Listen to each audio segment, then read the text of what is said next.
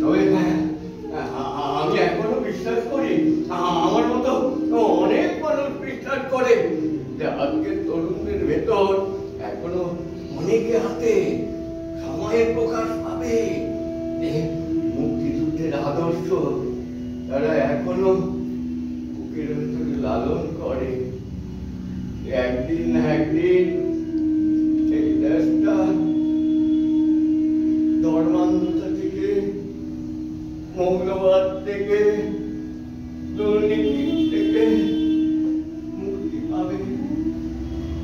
সত্যিকারের স্বাধীন দেশ হইবে, সত্যিকারের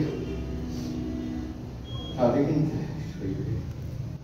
সজনী বাউল মনে একটা ডাটাই বাজে মুক্তির গান। এ মাটির মৃদঙ্গে ওই তোলে বলে তাথই তাথই। এ মাটির মৃদঙ্গে ওই তোলে বলে তাথই তাথই।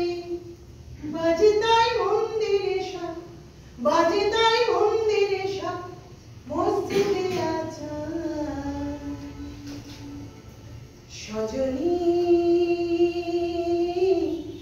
দেখিবি যদি সারা দেশে পাকিস্তানি আর্মি না, বহু মানুষ তখন পালাতে লাগলো। ঝালকাঠি শহরে সেখানেও চলে এলো বহু মানুষ। সবার মুখে শুধু একই কথা, হত্যা আর নির্যাতন। গ্রামে গ্রামে গঠন করা হলো শান্তি কমিটি। আমার বাবা বললেন এই জায়গাটা বোধহয় এখন আর নিরাপদ। তিনি তখন আমাদের 3 ভাই বোনকে ঝালকাঠি শহরে পাঠিয়ে দিলেন। আমি আমার ওই মামার বাড়ির দোকানায় উঠে না